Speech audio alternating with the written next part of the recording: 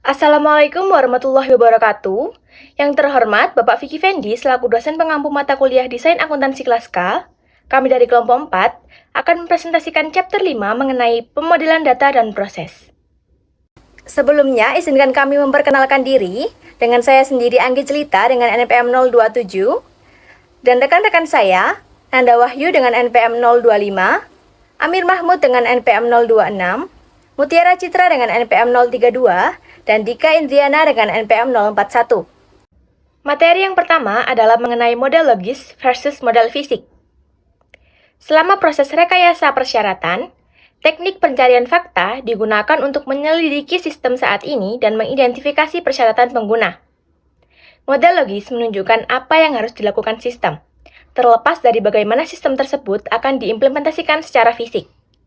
Kemudian, dalam fase desain sistem, model fisik menggambarkan bagaimana sistem akan dibangun.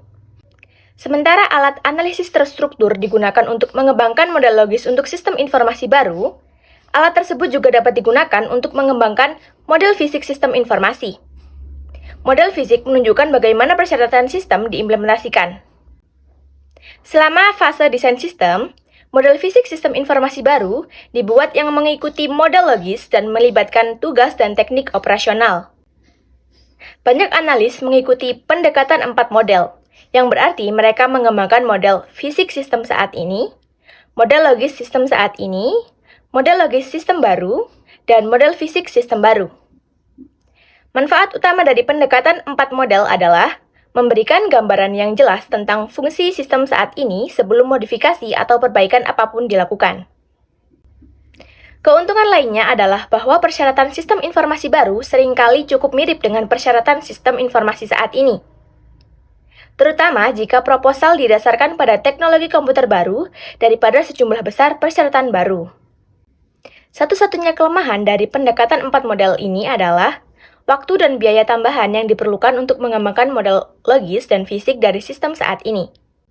Sebagian besar proyek memiliki jadwal yang sangat ketat yang mungkin tidak menyediakan waktu untuk membuat model sistem saat ini.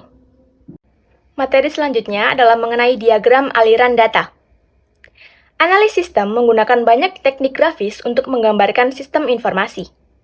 Salah satu metode yang populer saat ini adalah menggambar serangkaian diagram aliran data. Data flow diagram atau yang disingkat sebagai DFD atau diagram aliran data menggunakan berbagai simbol untuk menunjukkan bagaimana sistem mengubah data masukan menjadi informasi yang berguna. Selama fase analis sistem SDLC, analis sistem membuat model visual sistem informasi menggunakan serangkaian DFD.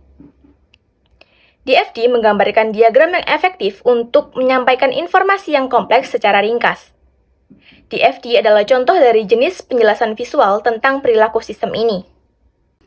DFD menunjukkan bagaimana data bergerak melalui sistem informasi, tetapi tidak menunjukkan logika program atau langkah pemrosesannya. Seperangkat DFD menyediakan model logis yang menunjukkan apa yang dilakukan sistem, bukan bagaimana sistem melakukannya. Perbedaan itu penting karena berfokus pada masalah implementasi pada titik ini akan membatasi pencarian desain sistem yang paling efektif.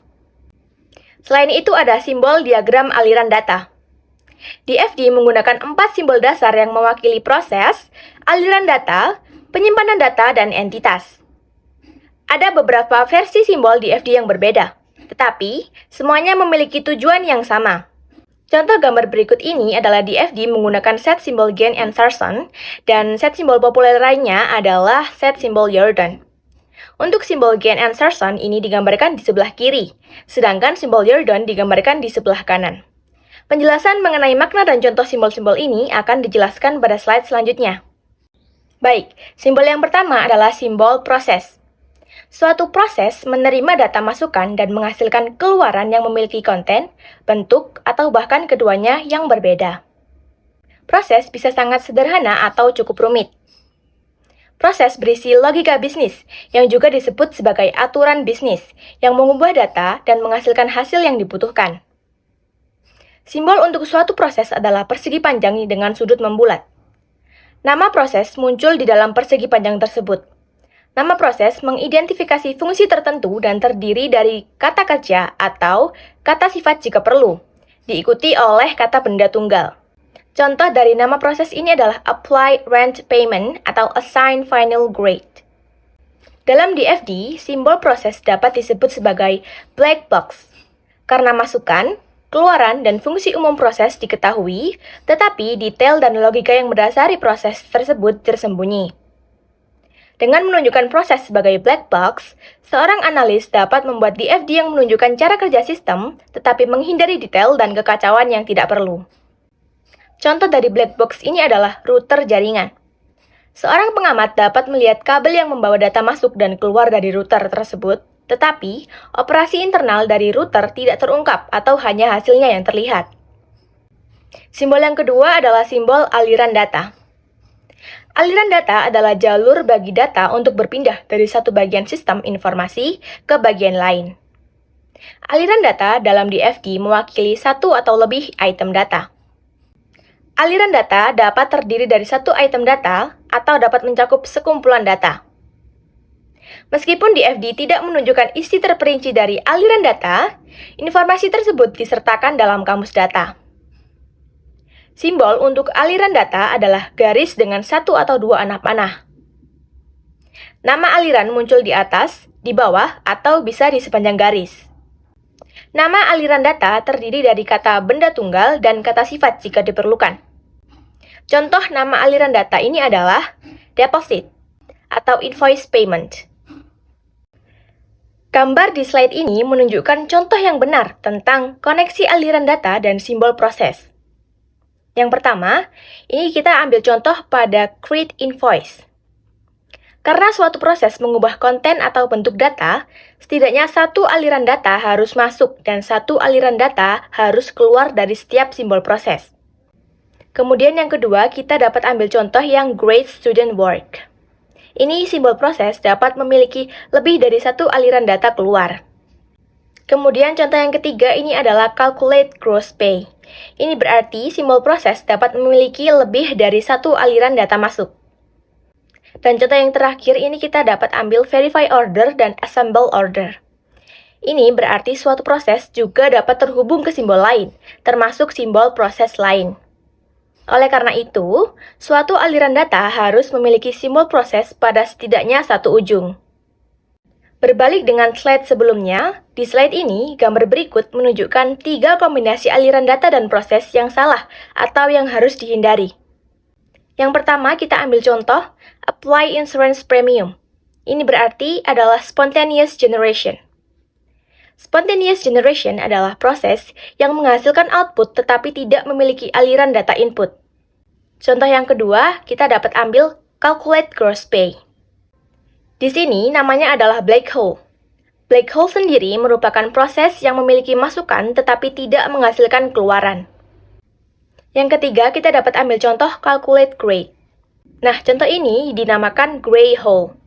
Gray hole adalah proses yang memiliki setidaknya satu masukan dan satu keluaran, tetapi masukan tersebut jelas tidak cukup untuk menghasilkan keluaran yang ditampilkan. Nah, ketiga kombinasi tersebut secara logis tidak mungkin terjadi dalam DFD, karena suatu proses harus bertindak berdasarkan masukan, ditunjukkan oleh aliran data masuk, dan menghasilkan keluaran yang diwakili oleh aliran data keluar. Materi selanjutnya yaitu mengenai simbol penyimpanan data. Penyimpanan data itu digunakan dalam DFD untuk merepresentasikan data yang disimpan sistem karena satu atau beberapa proses perlu menggunakan data tersebut di lain waktu. Berikut ada contoh penggunaan simbol penyimpanan data. Di sebelah kiri ada contoh penggunaan simbol penyimpanan data yang benar, dan di sebelah kanan ada contoh penggunaan simbol penyimpanan data yang salah. Untuk yang contoh sebelah kanan merupakan penggunaan simbol penyimpanan data yang salah karena dua penyimpanan data itu tidak bisa dihubungkan oleh aliran data tanpa proses intervensi, dan setiap penyimpanan data harus memiliki aliran data keluar dan masuk. Materi berikutnya yaitu mengenai simbol entitas. Simbol untuk entitas adalah berbentuk persegi panjang yang bisa diarsir supaya tampak 3 dimensi. Nama entitas muncul di dalam simbol. DFD hanya menunjukkan entitas eksternal yang menyediakan data ke sistem atau menerima output dari sistem. Di bawah ini ada contoh Penggunaan simbol untuk entitas yang benar dan yang salah. Untuk yang benar adalah yang di sebelah kiri dan yang salah di sebelah kanan. Nah, penggunaan simbol untuk entitas ini yang di sebelah kanan adalah salah dikarenakan entitas eksternal harus dihubungkan oleh aliran data ke suatu proses dan tidak secara langsung ke penyimpanan data atau entitas eksternal lainnya. Materi selanjutnya yaitu menggunakan simbol DFD. Dengan memahami penggunaan simbol DFD yang tepat, langkah selanjutnya adalah membuat diagram dengan menggunakan simbol-simbol ini. Berikut ada ringkasan aturan mengenai penggunaan simbol-simbol DFD. Contoh yang benar yaitu yang pertama, proses ke proses. Yang kedua, proses ke entitas eksternal. Dan yang ketiga adalah proses ke penyimpanan data.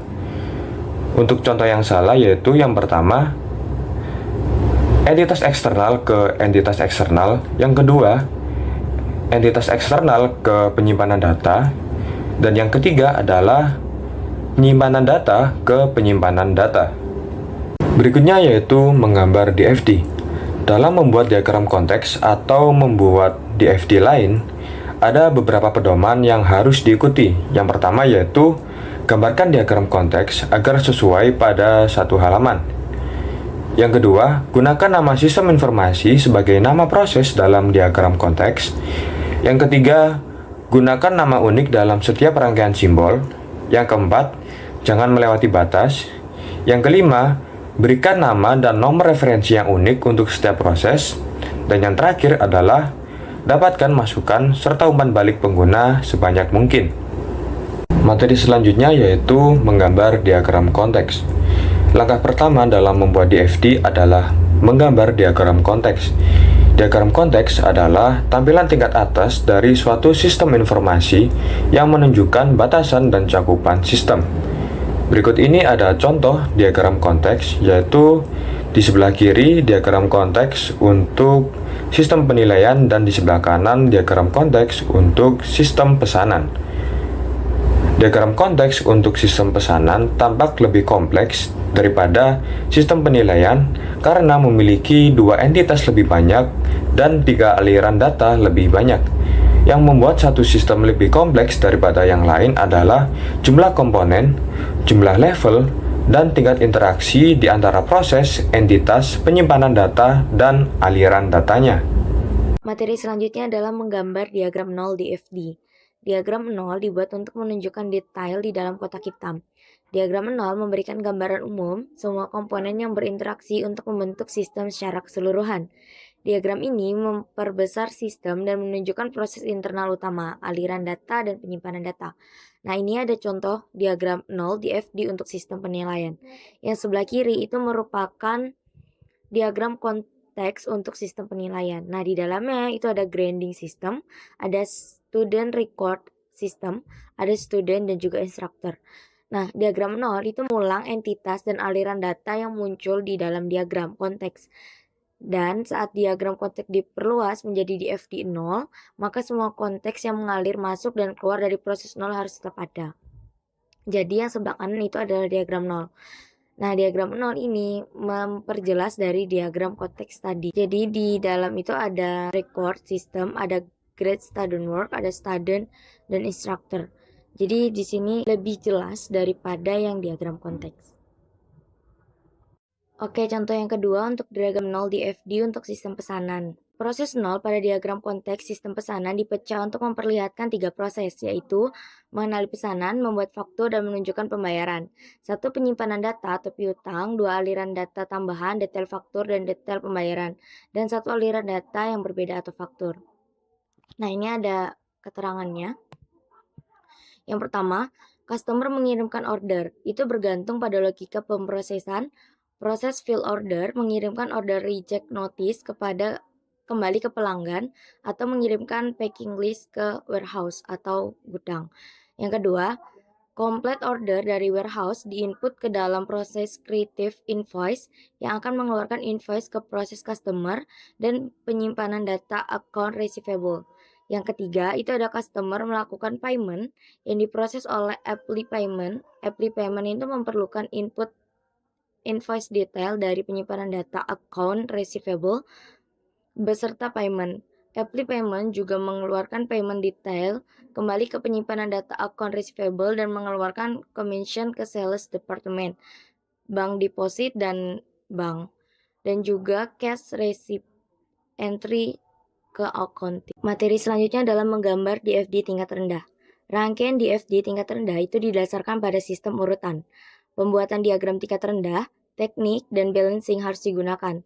Living adalah menggambar serangkaian diagram yang semakin terperinci hingga semua primitif fungsional itu teridentifikasi. Sedangkan penyiimbangan itu menjaga konsisten di antara sekumpulan DFD dengan memastikan bahwa aliran data, input, dan output itu selaras dengan benar. Kita masuk ke living. Nah, living itu menggunakan serangkaian DFD yang semakin terperinci untuk menggambarkan suatu sistem informasi. Sistem yang lebih kompleks itu memiliki lebih banyak proses dan analisis harus bekerja melalui banyak tingkat untuk mengidentifikasi primitif fungsional. Living juga disebut dengan exploding, partitioning, dan decomposing. Nah, ini ada contohnya di bagian sebelah kiri. Itu menunjukkan diagram 0 untuk sistem pesanan dan proses fill order itu diberi label sebagai proses 1. Nah, sebelah kiri itu contoh dari living. Di dalamnya itu ada proses fill order diberi label pada proses 1. Nah, memberikan tampilan terperinci dari proses fill order bahwa fill order itu sebenarnya terdiri dari 3 proses, yaitu verifikasi order, repeat reject notice, dan assemble order. Lebih diperjelas di sebelah kiri. Sedangkan yang di sebelah kanan itu biasanya digunakan oleh analis buat mempermudah. Dikarenakan di dalam yang sebelah kanan itu tidak ada customer dan juga warehouse. Jadi tidak ada masuk dan keluar itu dari mana gitu. Kita masuk contoh selanjutnya yaitu penyiimbangan. Nah, penyiimbangan itu memastikan bahwa aliran data input dan output dari DFD induk dipertahankan pada DFD anak. Jadi, gambar sistem order 0 ditunjukkan pada bagian gambar sebelah kiri dan diagram 3 DFD yang dipecah itu ditunjukkan pada gambar di sebelah kanan. Kedua DFD tersebut seimbang karena diagram anak pada gambar sebelah kanan itu memiliki aliran input dan output yang sama dengan proses induk 3 yang ditujukan pada bagian sebelah kiri. Untuk memverifikasi penyiimbangan, itu diperhatikan bahwa proses induk 3, apply payment, memiliki satu aliran data masuk dari entitas eksternal dan 3 aliran data keluar dari entitas eksternal. Periksa di FD anak, yaitu diagram 3. Jadi mengabaikan aliran data internal dan hitung aliran data ke dan dari entitas eksternal. Dari diagram terlihat jelas bahwa ketiga proses mempertahankan satu aliran data masuk dan 3 aliran data keluar yang sama seperti proses induk. Berikutnya contoh lain dari penyeimbangan yang menggunakan alat Visible Analysis Case. Nah, itu menunjukkan contoh dari diagram konteks. Simbol 0 memiliki 2 input aliran dan 2 aliran keluar. Nah, jadi proses 0 itu dianggap sebagai kotak hitam tanpa detail internet yang ditampilkan. Proses 0 di FD induk itu dipecah menjadi 3 tingkat detail. Nah, berikutnya itu ada 3 proses, 2 penyimpanan data dan 4 aliran data yang terlihat. Detail proses 0 ditampilkan di dalam garis putus-putus seolah-olah bagian dalam proses tersebut terlihat. Selanjutnya akan dijelaskan oleh rekan saya. Di sini saya akan menjelaskan data dictionary atau yang disebut kamus data. Kamus data adalah pusat penyimpanan informasi tentang data dalam sistem yang digunakan untuk mendokumentasikan dan mengorganisir elemen data, aliran data, penyimpanan data, entitas, dan proses. Elemen data adalah bagian terkecil dari data seperti nilai siswa atau saldo akun yang digabungkan menjadi catatan atau struktur data. Hubungan antar elemen ini penting untuk menjaga konsistensi dengan DFD atau Data Flow Diagram. Seperti alat case modern membantu mendokumentasikan hubungan ini secara otomatis, memastikan konsistensi data di berbagai sistem dan dalam perusahaan besar. Selanjutnya yaitu yang pertama mendokumentasikan elemen data. Pada gambar di samping ada terdapat istilah-istilah. Yang pertama label. Label adalah nama standar elemen data yang harus bermakna bagi pengguna. Yang kedua alias, yaitu nama alternatif selain nama standar elemen data. Selanjutnya type and line. Ini menunjukkan apakah elemen data berisi nilai numerik alfabetis atau karakter, serta panjang maksimum karakter atau digit. Lalu, default val merupakan nilai standar elemen data jika tidak ada nilai yang dimasukkan. Selanjutnya, acceptable values, yaitu rentang nilai yang diizinkan untuk elemen data, baik dalam bentuk daftar atau rentang tertentu, serta apakah nilai tersebut opsional. Selanjutnya, source, yaitu spesifikasi alat nilai elemen data, bisa dari formulir departemen atau sistem lain. Lalu, security merupakan identifikasi individu atau departemen yang memiliki akses atau hak untuk memperbarui elemen data. Selanjutnya ada responsible use, yaitu identifikasi pengguna yang bertanggung jawab untuk memasukkan dan mengubah nilai elemen data. Yang terakhir ada description and comments. Bagian ini memungkinkan catatan tambahan dimasukkan. Tahap selanjutnya yaitu mendokumentasikan aliran data. Selain mendokumentasikan setiap elemen data, semua aliran data dalam kamus data juga harus didokumentasikan. Meskipun istilah ini dapat bervariasi, atribut umum yang didokumentasikan adalah sebagai berikut. Yang pertama, data flow name or label, yaitu nama aliran data seperti yang muncul pada DFD. Selanjutnya, description, menggambarkan aliran data dan tujuannya. Selanjutnya, alternate name atau alias untuk nama aliran data pada DFD untuk mempermudah pencarian. Selanjutnya, origin, titik awal pada DFD untuk aliran data. Asalnya bisa berupa proses, penyimpanan data, atau entitas. Selanjutnya, destination, yaitu titik akhir pada DFD untuk aliran data. Tujuannya bisa berupa proses, penyimpanan data, atau entitas. Selanjutnya, record. Dalam kebanyakan kamus data, catatan didefinisikan secara terpisah dari aliran data dan penyimpanan data. Jika diperlukan lebih dari satu aliran data atau penyimpanan data, dapat menggunakan catatan yang sama. Yang terakhir, volume and frequency, yaitu menjelaskan jumlah kejadian yang diharapkan untuk aliran data per unit waktu. Untuk tahap selanjutnya yaitu mendokumentasikan penyimpanan data. Setiap penyimpanan data pada DFD dalam kamus data harus didokumentasikan. Gambar 5521 ini yang di sebelah menunjukkan definisi penyimpanan data pertama in stock. Karakteristik umum dari penyimpanan data adalah sebagai berikut, yaitu memiliki data store name or label, selanjutnya memiliki description, alternate name, attributes, volume, and frequency yang sudah dijelaskan sebelumnya. Nah, untuk pada panah nomor 1 ini, yaitu penyimpanan data ini memiliki nama alternatif atau alias. Untuk yang panah kedua ini, untuk konsistensi, nama aliran data diseragamkan di seluruh kamus data untuk mempermudah pencatatan. Yang ketiga, ini penting untuk mendokumentasikan perkiraan ini karena akan mempengaruhi keputusan desain pada fase SDLC berikutnya. Tahap selanjutnya yaitu mendokumentasikan entitas.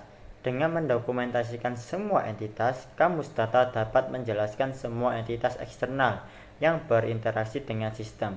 Karakteristik umum dari sebuah entitas meliputi yang pertama, entity name atau nama entitas seperti yang muncul pada DFD. Selanjutnya, description menjelaskan entitas dan tujuannya. Alternate names, ini setiap alias untuk nama entitas. Selanjutnya, input data flow, ini nama standar DFD untuk aliran data yang masuk ke entitas. Selanjutnya, output data flow, yaitu nama standar DFD untuk aliran data yang keluar dari entitas.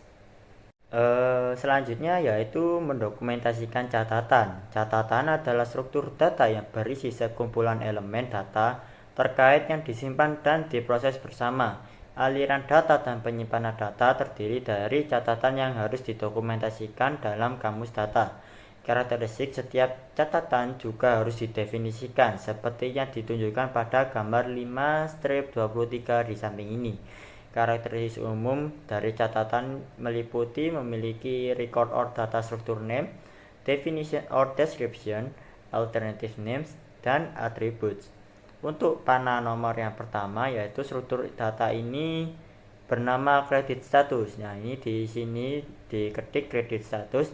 Struktur data credit status. Yang kedua, struktur data credit status terdiri dari dua elemen data, yaitu customer number dan customer status code. Nah, di dalam atribut yang pada tabel ini ada customer number dan customer status. Jadi di dalam credit status ada dua customer number dan customer status code. Materi selanjutnya yaitu laporan kamus data. Kamus data ini berfungsi sebagai pusat penyimpanan dokumentasi untuk sistem informasi. Kamus data dibuat saat sistem dikembangkan dan terus diperbaharui seiring dengan implementasi, operasional, dan pemeliharaan sistem. Selain mendeskripsikan setiap elemen data, aliran data, penyimpanan data, catatan, entitas, dan proses, kamus data ini juga mendokumentasikan hubungan di antara komponen-komponen tersebut.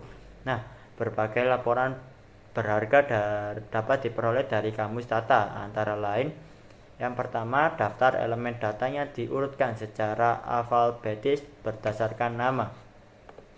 Yang kedua, laporan yang menjelaskan setiap elemen data serta menunjukkan penggunaan atau departemen yang bertanggung jawab atas pengisian, pembaruan, atau penghapusan data. Yang ketiga, laporan tentang semua aliran data dan penyimpanan data yang menggunakan elemen data tertentu.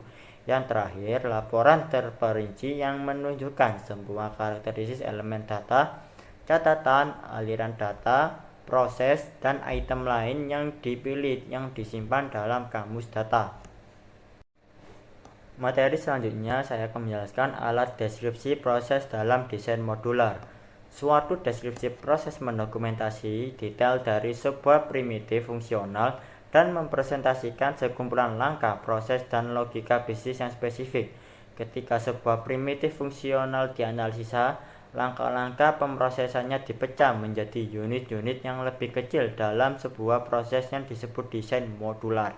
Menggunakan sekumpulan alat deskripsi proses, sebuah model yang akurat, lengkap, dan ringkas dibuat. Alat-alat deskripsi proses yang umum termasuk English struktur, tabel keputusan, dan pohon keputusan. Lanjut, yaitu deskripsi proses dalam pengembangan berorientasi objek atau object orientation.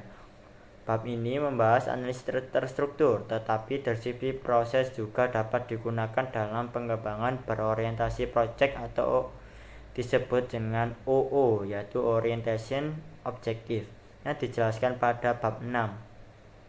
Seperti dijelaskan pada bab 1, analisis OO ini menggabungkan data dan proses yang bekerja pada data tersebut menjadi hal-hal yang disebut objek, dan objek yang serupa dapat dikelompokkan bersama menjadi kelas.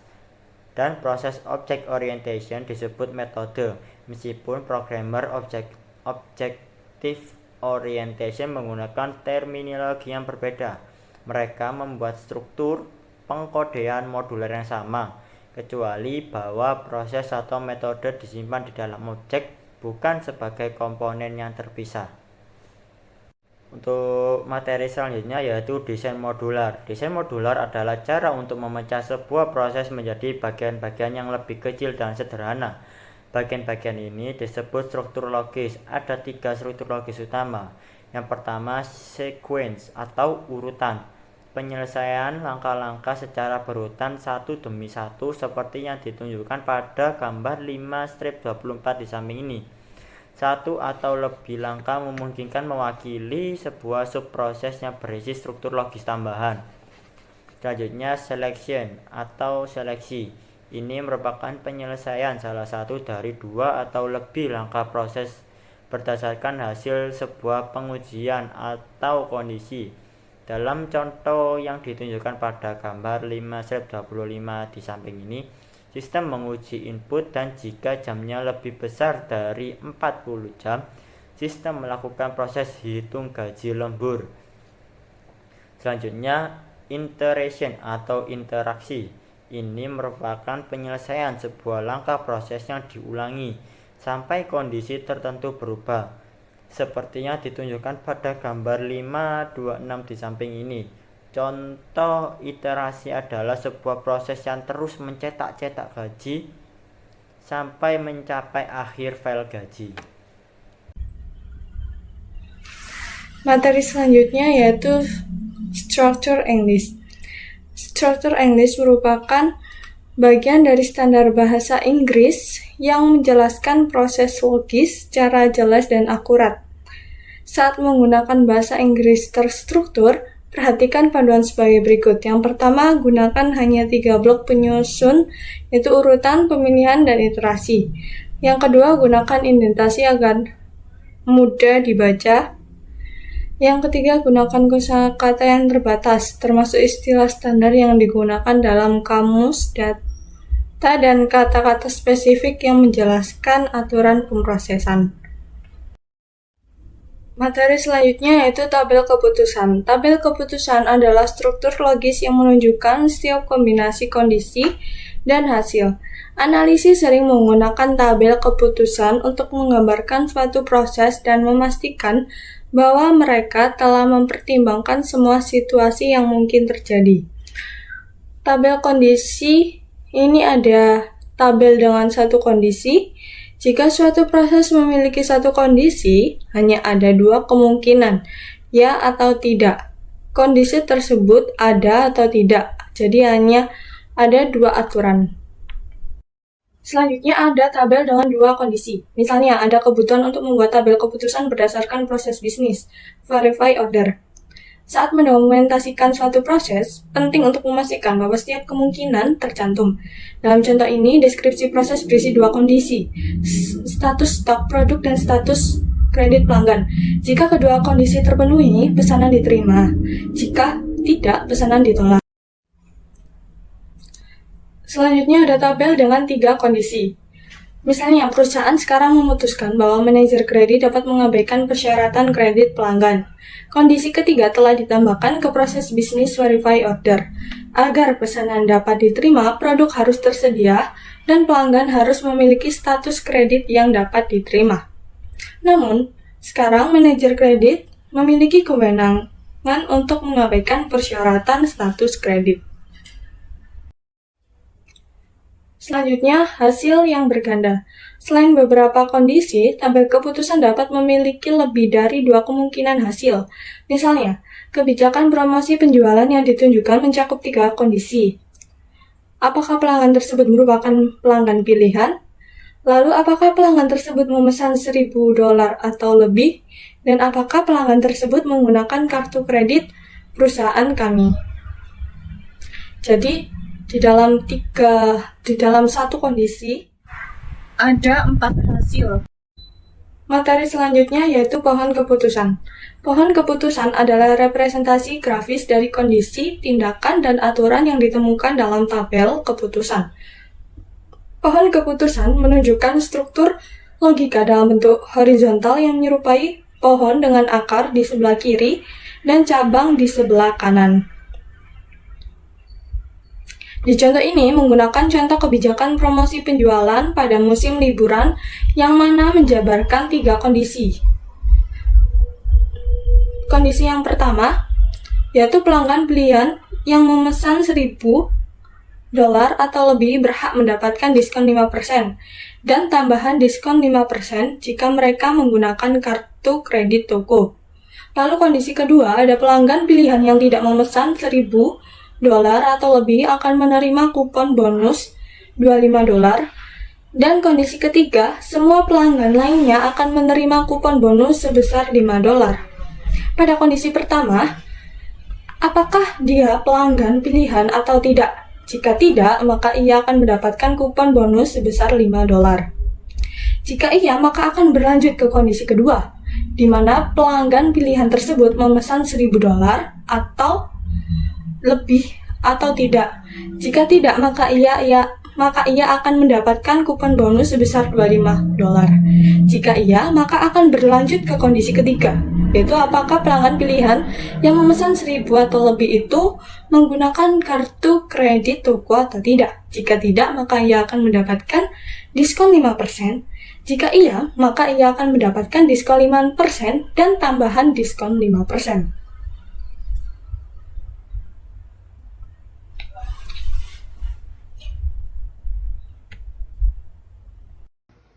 Sekian presentasi dari kelompok kami. Mohon maaf jika ada salah kata. Wassalamualaikum warahmatullahi wabarakatuh.